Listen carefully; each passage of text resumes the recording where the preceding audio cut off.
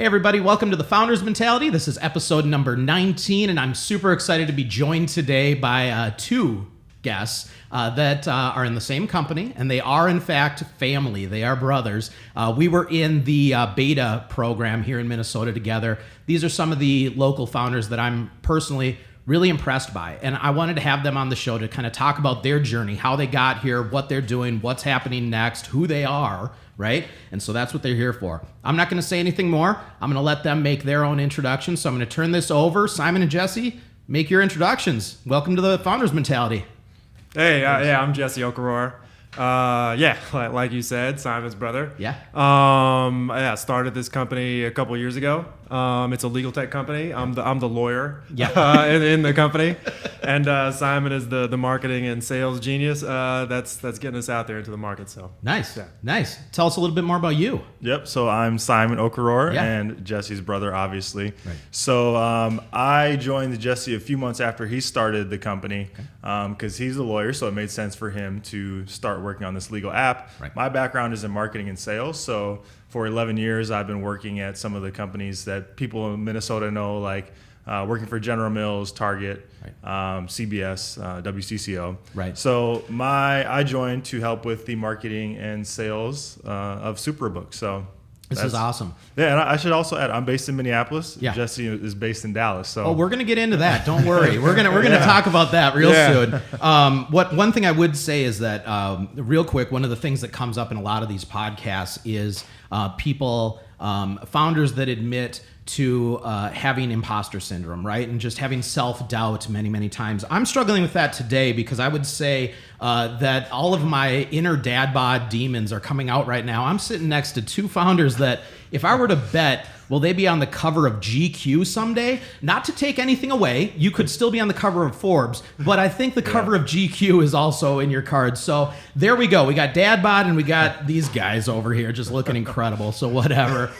Regardless, I'm going to keep moving forward. I can get through this. Might have to just flex a little bit so I look a little bit amped, but that's cool. No, it's great having you guys on. And I really, we got to know each other during the program. Mm-hmm. I wanted to make sure that more people that listen to this show had a chance to get to know you guys as well. Because like I said in the beginning, you are two founders that I really think are up to something really great right now. And I see the drive, I see the hustle. I'm impressed by that. And so I wanted to give you an outlet here, but I also wanted to hear more about the story. So one other thing about you guys that makes me feel grossly inadequate on that theme is the education in this room is astonishing, right? On this side of the table. Everybody knows, if they've listened to any of my shows, I never spent 1 second in a college course. Not 1 second. And I barely graduated high school, right? My ADHD doesn't work for that, right? But I'm sitting across from some guys with some serious education. So let's start with that, because with that education, both of you could have done anything. Why did you decide to take the massive risk of starting your own business instead? Well, actually, since we're talking about education, I just want to give a little background too. It's like both of our parents got their PhDs here at the U. Okay. So it's a long line of highly educated people. Great. Yeah. Well, hey, we have history in this town. Yeah, exactly. Educationally, But to answer your question, right? Like it wasn't part of the plan to make this leap, right? And I'll get into how I ended up starting this company. I mean, I went to law school, George Washington Law in DC, right? Came out of law school, got recruited to this firm down there in Dallas, doing commercial litigation, right? So business disputes, either representing companies suing each other or high net worth individuals who are involved in disputes, right? Yeah. So I was the type of lawyer who goes to court, right? There are a lot of lawyers who actually don't go to court, but they're not on TV shows and stuff like that, right? But I was one of those lawyers who was in court. And while I was doing that, I had this recurring experience again and again of having this huge delay and bottleneck of getting my materials together so that I could prep for a court date, then actually taking them with me to court to make my presentation and make my case for my client, right? And that bottleneck was the fact that I had to print all of my materials or have a paralegal print all of my stuff days in advance so that I could review it and then print additional copies of all that so I can carry all this stuff to court, so I can distribute it to other people who are in the courtroom and stuff like that. Right. But you go down to courthouses all across this country, you'll see lawyers bringing in boxes and boxes of documents. We actually had dollies and carts that you could check out if you had a court date. In my head, I'm picturing the movie The Firm, where they rented the house and it was just full of binders and binders and binders and stacks of paperwork, and exactly what you're describing, people walking into court tripping on themselves with boxes of information. Exactly, and that movie was not that recent, and we're still doing that. Our lawyers are still doing that, and Suprabook, we want to change that with Suprabook. But just to go back to my experience, right? So I had I remember this moment. I had a hearing coming up in this really important case. I came in early in the morning and pulled all of the documents that I needed digitally, right? Pulled them into a folder. Yeah. And that's another thing that's crazy about this, right? Is that all of the work that you're doing up to the moment that you're getting ready to go to court is digital, right? Like this industry has actually gone to great pains to become digital, right? So when you want to file a brief with the court, you don't take it down there and have the clerk stamp it in anymore. You convert it to a PDF and you upload it to the court's website, right? Then you print it. And then you print it. When it's time to go to court, then you print it, right? But I remember having this really important hearing coming up. I come in early in the morning, assemble all this stuff into a folder, pull everything together, and I give it to my paralegal. I'm like, this is all the stuff that we need in the binders. I need 3 copies of the binder. I need it printed 2-sided. I need it printed in color, all of the details, right? Give her that first thing in the morning. About mid-morning, the partner on the case calls me, hey, where are the binders? Are the binders ready? All right. And I tell him, hey, I gave them to the paralegal. You know how this works. Okay. Mid-afternoon, same partner comes by my office in person. Jesse, where are the binders? We need the binders to get ready. I'm sitting there. End of the day, I still don't have the binders because it's like I think one of the printers was down. Something was happening with the paralegal on another case. Right. End of the day, I'm getting yelled at, right? Yeah. Where are the binders? Why didn't you take care of this? I'm like, I took care of it first thing in the morning. I did everything I could. The reason this is happening is because we need to print all of this stuff and turn it into paper and stick it in binders. Hundreds of pages. I remember sitting there thinking, why is this happening to me? And remembering that I had this thing ready to go in 15 minutes in the morning. Yeah. If I just had a way to get it off of my computer into the courtroom with me, I wouldn't be having this problem. And I had my iPad sitting on my desk, and I thought if I could just get it from the computer to the iPad, this would have all been done and we would have been good to go. Because at the end of the day, all of this information, it doesn't really matter how you access it in a court of law, right? It just matters that you can access it, right? I mean, that's what all this information is there for. The judge doesn't care if this is printed out, right? Right. I mean, this is more to just like refresh you on where you were at with everything and to give you all the notes you need. And I mean, okay. Right. And it's very clear then why this needs to exist. So, I mean, so that's the creation story. And I get that. Like, I understand, like, look, a founder is somebody, or an entrepreneur is somebody that sees a gap in the market or sees a need and can't rest or sleep or anything until they find a solution for that, right? And so you found that solution, but it still brings me back to the question, why did you decide that you were going to take this leap and do this? I mean, that's a big step. Yeah, right. Yeah. Okay. Because a lot of people have ideas for things that should exist, but they're in a very cushy situation. Yeah. And making that leap is a very bad decision. So where did that come from? Yeah. So, inherent in answering this question is there's some, things specifically to this legal space. And actually one thing that I always think about, with you and your space compared to what we're doing in our space is the amount of innovation that there is in sales tools versus legal tech, which is something that people always ask me about. Why hasn't someone already thought of this? Why isn't there as much innovation in legal tech? And you're right? Yeah. To get to a point where you understand that this is a problem and can think about the solution, you need to be a lawyer already, right? So you've gone to college for 4 years, you've gone to law school for 3 years, you studied for the bar and passed the bar. You're getting paid. So big firms starting salaries for first year associates right out of law school right now is $190,000. Yeah. Okay. Right. Okay. So you're getting paid good money. You have probably a mountain of student loan debt. Yeah. That's not really the profile of somebody who quits their job to go do a startup. But I'm sure you talk to a lot of founders. There is a certain element of courage, ambition, and crazy that leads someone to do something like this. So I think I have that combination of things, as does Simon. But at the same time, I was in a position where I'm coming up for partnership at my firm in the next couple years, right? Right. And there's actually a lot of writing on this right now in the legal tech space. I mean, in the legal space about how making partner at a law firm is not what it used to be, right? You're not just like playing golf. It's not the end of the race. It's actually like, it's actually like you just finished, the first kilometer of a marathon. Right. Now you can do the really hard stuff. Right.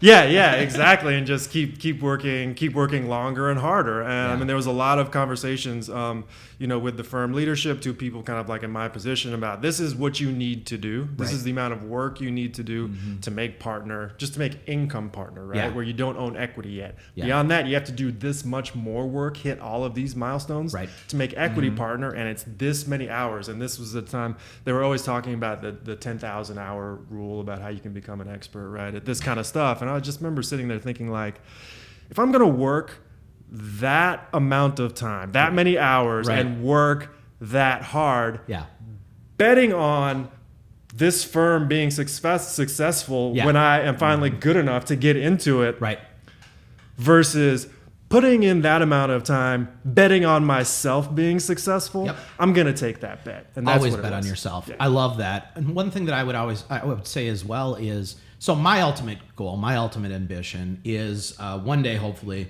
the company that I have right now sells. I can do whatever I want. I have more money than I know what to do with, right? That's any founder's dream, right? Is that someday they have more money than they know what to do with, and hopefully they do good things with that.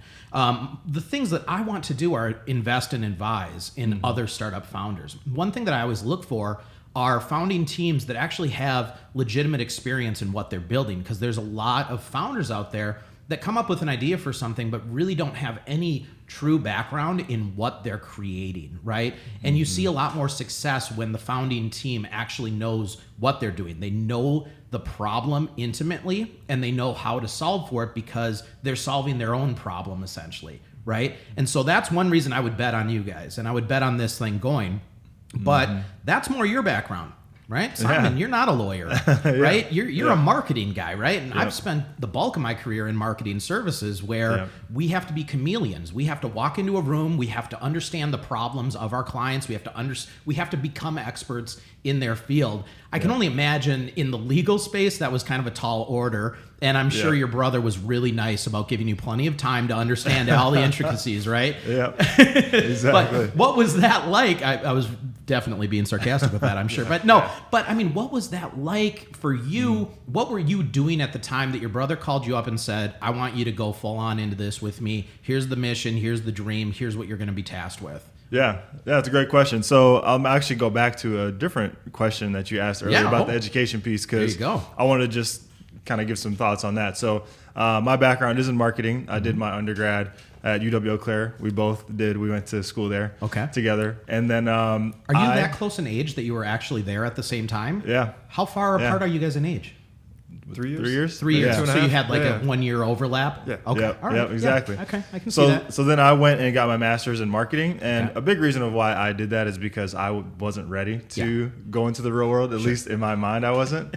And my undergrad was in journalism. I didn't want to continue down that road. So I think that was important to my development. But I also think that school a lot of times is overrated. Higher education. So you, for example, I think having the real world experience is actually a lot of times more valuable than going to school. And unless you're going into law, you couldn't can't be a lawyer without this. Exactly. Well, actually, I think there's California now, you can just take the bar exam without going to law school. Oh, and if you pass it, I heard this. There's some actually really interesting changes happening in legal, but we can get into them if you want. This could be a whole nother episode where I get up on a huge soapbox, but let's not do that today. So that's sidetracked. But I think for a lot of industries, and especially startup, and especially sales and marketing, a lot of times our real world experience is even more valuable than going to school. So I commend you for what you've done and how far you've gotten, and it's inspirational to me. Appreciate it. Because I think the experience you have, I've seen how you talk to people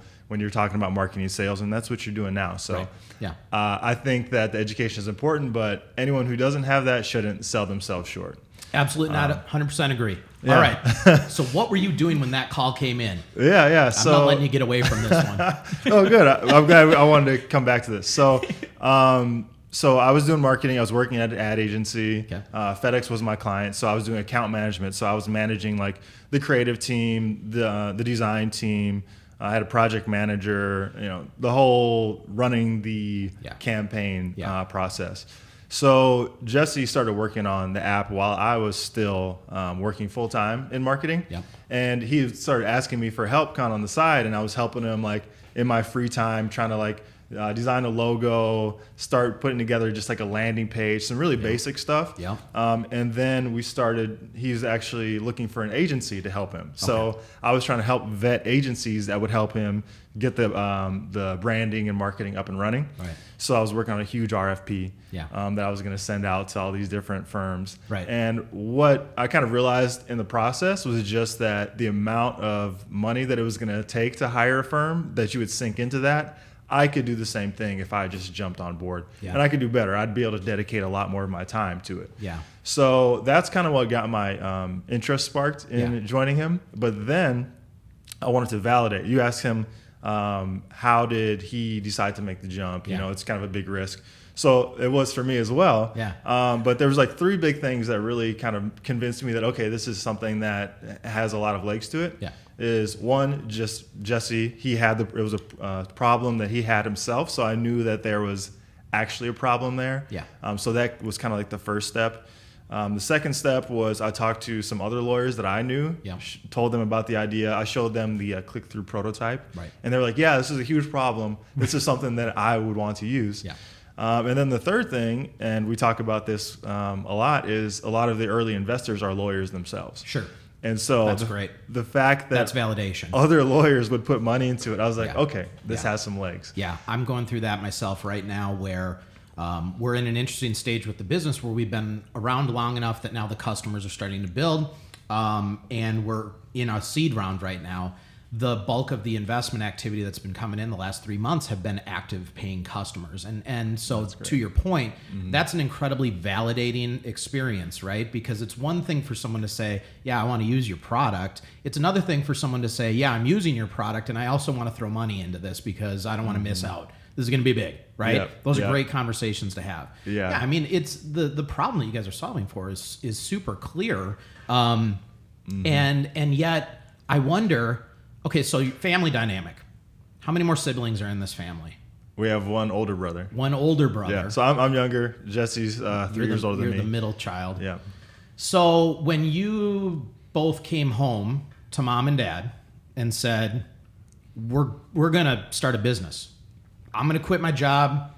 You still have your job, but you quit your job, right? So okay, what was that conversation? I mean, did they look at you in disbelief? Does the family have a background of entrepreneurship? I mean, what was that conversation? Yeah. Well, there's not a background of entrepreneurship. Okay. Both of our parents work in higher education. They're professors and researchers, pretty much for their entire careers. Yeah. But I think we didn't have much of a conversation. At least I didn't. I think just did this behind their back. Yeah. I mean, I think I just told them I'm going to do it. They live in Arkansas. We moved away from Arkansas as soon as we graduated high school, and we haven't been back since. Okay. So we're still tight with our family and everything, but we have been I guess independent. Not that staying in your home state doesn't make you independent, but I feel like I've been pretty independent from them for a long time. Yep. So it wasn't something that I really even talked to them much about. It was just like, hey, I'm doing this. And they're like, okay, cool. All right. Well, let's talk about... So I could tell you. So you weren't there for these conversations because I started the company before they did. Okay. I started the company before everyone joined in. Yeah, before Simon showed up, and they have been. They really were super supportive from the very beginning. And I think it's to what Simon was saying about how we graduated from high school and we left the nest and we all went to all of our different directions and went and did a bunch of other things and were successful in all those other things, right? So I think they were very they knew that we could do it. Yeah. They've seen us go off and do that kind of stuff. But I think also, one thing to get into like our family background a little deeper, which I think, maybe it's interesting. You think about, entrepreneurs and how like every person that is in your life somehow can in some ways contribute to kind of like your journey and where where you end up being. But our parents have always encouraged us to be adventurous, right? And that spirit comes from them from the beginning. So, my dad, he's from Uganda. Okay. He's an American citizen now, but he came over here as a foreign exchange student, right? Okay. On his own, by himself, right? And had to, that's a risk. Right. Yeah, had to figure out a lot of stuff, and then turmoil back in his home country. Ended up staying here. Right. Our mom is from Milwaukee, and they met in college in the '60s. Okay. And she was one of the, I think, was she the first, or did Auntie Karen go first? Anyway, first generation of her family to go to college, so she kind of struck out. And then also, at the time, the interracial couple. Yeah. Right? In the 60s. In the 60s. Right. In the 60s. Whoa. And that was my mom striking out and saying I'm in love with this guy, and this is what I'm gonna do. Yeah. And I said they went to Eau Claire, like both of us. They got their PhDs here at the U, masters and PhDs here at the U. Wow. Got married, and then right away they moved to Nigeria. Really? Yeah. What was that? Okay. Well, we could unpack that, but maybe not for this show. But that seems crazy. Okay. Yeah. So, they're both agronomists, right? So agricultural research. So right away, my dad got a job working for this group that was partially funded by the UN Food Program. Okay. Anyway, moved to Nigeria, and my mom's like, all right. I'm from Milwaukee, went to college in Eau Claire, went to Minneapolis for a while. I'll move to Nigeria and raise a family there, raise a family in West Africa. So they've always had just kind of like that experience, that view of, hey, there's something you want to do, go do it. How long were they there? Were you guys ever there? Yeah, I was born there. Really? So I was born in Milwaukee. Yeah, I was born in Milwaukee. I'm learning all kinds of new things about you guys today. This is why I love this podcast. I had no... Okay, that's awesome. Yeah. So you were born there, but you were not. Yeah, but we were living there at the time. We just came back so I could be born at a hospital in the U.S. Sure, make it a little easier. Yeah, exactly. Yeah. But they lived there for 17 years in West Africa. So we were born during that time frame. So I lived there till I was, I think, 9 or 10. And so you must have been 12, 13 when we left West Africa. So distance really isn't anything that challenges you guys. So let's spin back to what you were saying in the beginning. Yeah. You guys are not, you're not working in an office together almost ever. We were in a program together for 6 months. I saw you guys together maybe a couple days a month, right? So you're very comfortable with this remote lifestyle, this remote communication style. Jesse, you're currently living where now? In Dallas. You're in Dallas. You're here full time in Minneapolis, right? And you are visiting like once a month, basically, right? Mm-hmm. Yeah. Mm-hmm. I mean, what has that been like trying to start a business in that kind of remote vibe? Yeah. I mean, what are the challenges here, or is it totally fine? Yeah. So I don't think it's really been as challenging as some people might think. Okay. We do a lot of phone calls. We use a lot of Slack. We do Trello for our project management. So with the software that's available, makes it easier. It makes it a lot easier. I mean, that's part of what we're doing with our app is that lawyers can work together remotely as well. So I think in 2019, it's not as big a challenge as most people would think. Yeah. And Jesse has connections here as well too. Yeah. And those people. So we've got a lot of traction in Minneapolis through the beta program. Mm-hmm. I'm with another incubator program with Fueled Collective right now. Yep. We're part of another accelerator program that's based in North Carolina with Duke Law School, which is also remote, right? So let's dive into these too. This is another thing I wanted to talk about. I mean, you guys are winning the award for most accelerator programs right now for the Minnesota startups. So let's talk about these accelerator programs, right? I mean, we were in beta together, and now you're doing one with Fueled, like you just said. There's another one you just mentioned. Talk about these. What are you guys gaining from these things? How are these helping you? Why do you keep doing them? Yeah. Talk about it. Well, there's a lot of different reasons to do them. I think so. We did beta together. But I think the one thing that all of them have in common that's huge is connections. So connecting with other founders like we're doing right now. Being a founder in an early stage startup especially can be very challenging. It can be very exciting, but also very demoralizing. And sometimes you need someone to just commiserate with or someone to encourage you. Yep. So that's been huge. Something as simple as having office space is huge too. Yeah, it's nice having free office. Yeah. Yeah, right? It's good to get out of the house and get some separation between work and your home life. Yeah. And then introductions to other people who can help grow your business, whether it's investors, advisors and mentors, or people, even potential customers. So all of them have their kind of different unique focuses and advantages, but that's, I think, what they all have in common. That's been huge for us. So let's talk about current day, where you guys are sitting right now. What are the current challenges that you guys are trying to solve for, that you guys are trying to get through right now? What's the big one? So internal within our company, Sure. like what are we dealing with? Yeah. So really, I mean, the big thing is figuring out kind of like our way of our scalable kind of like sales model, right? Yeah. Because we started off with reaching out to a ton of lawyers, kind of like in my network, getting them to sign up, getting them to become customers. We had some early success with some media attention that we're getting, or that we were getting, and now we're really getting into, all right, like we did all these little things that were special things that happened at the time and got us some good traction. But what can we build now that can be kind of like scalable and repeatable?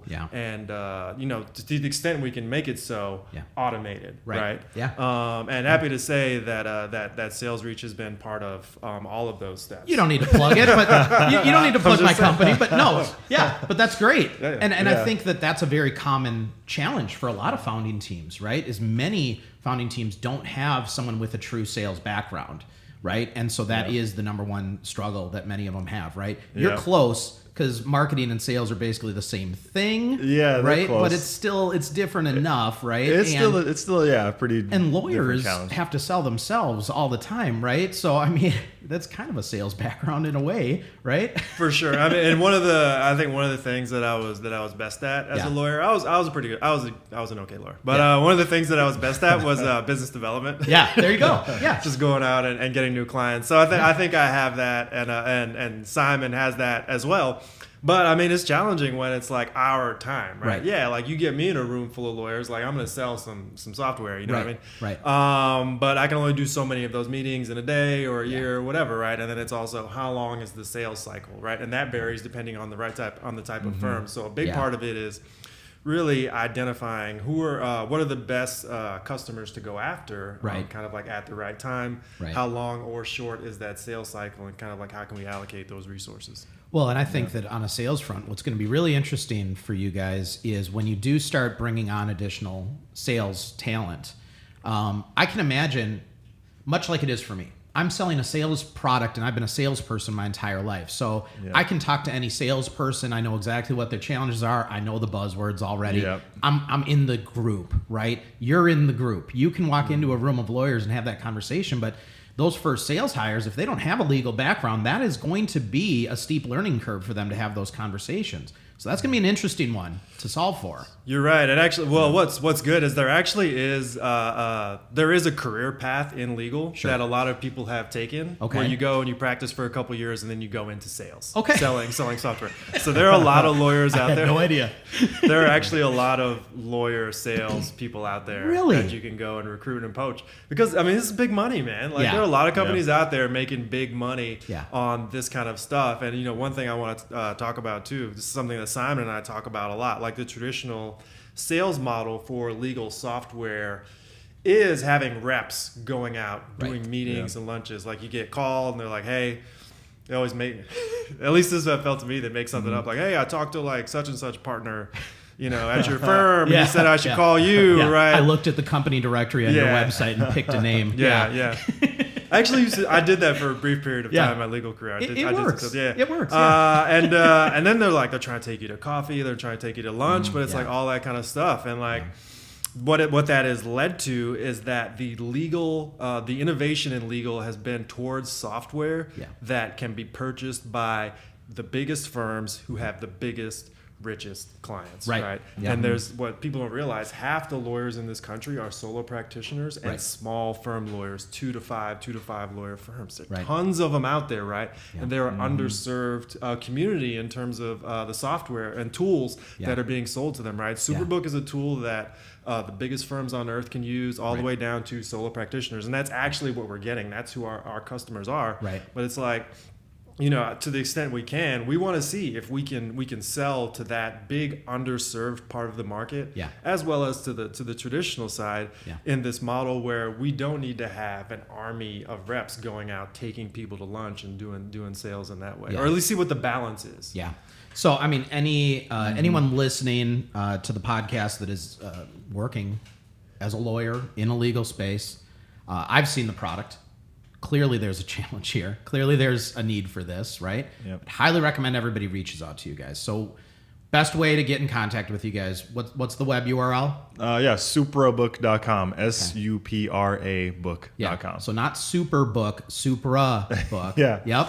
All right. Yep, Best way to get a hold of you guys. I mean, are there any, what does it look like to get somebody onboarded? Pretty simple. I mean, how do you get started with this product? Yeah, it's actually super simple, and we wanted to make it that way so people can just get in there, try it out, see for themselves without having to have even a demo. Now we can do a demo if we want to, a web demo. But they simply go to suprabook.com. Right up in the top corners, there's a link for try it free. Yeah. So we give a 30-day free trial, no credit card required. Yep. They can cancel anytime. Yep. And they can just get up and running right away. So we actually, Jesse kind of led the charge on this, but built an onboarding tour. Yeah. So as soon as someone logs in, it takes them through the steps to actually build their first binder. Yeah. Step by step, and gets them up and going. So I wanted to give you time to do the plug before we get to the very end, just so people don't turn this off before you get your plug in. Yep. I think you said something very important there, though, that startup founders should be paying attention to. You are a team of 2 right now. I was a team of 1 until last week when I finally became a team of 2. Our time is incredibly limited, and we have to be really smart with our time. So setting up those automations to just help get people through that process. For anybody starting a business right now, pay close attention to that, because that is a huge time suckage right there. And that's money that you're losing, right? I mean, you already gained that customer. You shouldn't have to spend even more time than you have to, getting them set up on the product and getting them using it and showing success, basically, right? Yeah. And the faster you get them to seeing success, the faster they become brand evangelists, the faster they introduce to their friends, and you get additional customers. Most of my customers turn into 5 new customers, right? Because most of my customers start bragging about it to their other sales buddies at different companies, who then call me up and say, well, I want it too, right? Okay, well, here we go, right? Let's get that good juju going right now, right? Let's start spreading this word and start using these products. So that's awesome. All right, last... So a thought on that, yeah. So we could, and this is to your whole point, this whole setting up a process, because we do use Sales Reach as part of this onboarding. So Jesse has been doing this. Yeah. Do you want to talk about how you've been, after someone signs up? Yeah, so the way we kind of do it is, so Simon is all about getting like new people to sign up for those free trials, right? And we're both doing it, and I'm really the one who, once people sign up for their free trial, I'm kind of like the customer success person, right? So I'm doing the follow-ups. How's it working for you? Do you have any questions? Can I show you how to use this feature if you're having trouble with it? Yeah. And a lot of the way that I accomplish that is through these Sales Reach videos. Like, I'll put together a personalized video and send it to that person and say, hey, so glad that you signed up. I want to introduce myself. I'm the CEO. Anything you need, reach out to me, right? And it has been really effective. And people will reach out and say, yeah, I had a question about this, or that. And then we also use it ultimately at the end of the free trial for our closing. It's amazing to me, man. Like, there are some people, and everyone's hard to get a hold of on the phone, but lawyers, like, notoriously hard to get a hold of on the phone. They're busy in court most times. Yeah. But I'll have lawyers who, like, I've never been able to get them on the phone. I've sent them a couple Sales Reach videos, and then I send them the final video, like, hey, you've been using it for 30 days. It's time to pay up for it. Right. And they just pay for it. Right. Yeah. They don't even follow up. Yeah. No, and I definitely don't want people listening to think this is a Sales Reach plug. What I would say to that is what you're doing is exactly what every company should be doing. Infusing personalization into their process. You can do that with my product. You can do that with a myriad of other products. Also, just making it simple, right? Just organizing the next steps for people in a better way is really, really important, right? Yeah. And it leads to happy customers that, again, they don't need to contact you. They're just fine with everything you've given them. And now they're just fine giving you their credit card number and staying on, right? So it's a good thing that you guys have like spent the time to develop that. And I think that the two backgrounds of you guys combined, I mean, it just kind of spells success in those early stages, right? You have a lot of the critical things needed to get a company to a good point just between the two of you, right? Yep. Pretty soon you're going to have to start hiring that team. Yep. You can't be the client success manager your whole life, right? Yep. You know, one thing I want to make sure that we get in there too. Yeah. We forgot to mention we are Dalen. way over time, but at this point it doesn't matter. Okay. Yeah. Forgot to mention Dalen. Yeah. So one of the best, the coolest things that we've done, which is something I think we talked to you about it back in the day, is like we said we wanted to bring on a technical person, a technical co-founder. We now have that person. Congratulations. His name's Dalen Williams, full stack developer, working at Intel. Yeah. And he started out as his wife is an attorney who I served with on a board. Okay. I talked to her about Suprabook.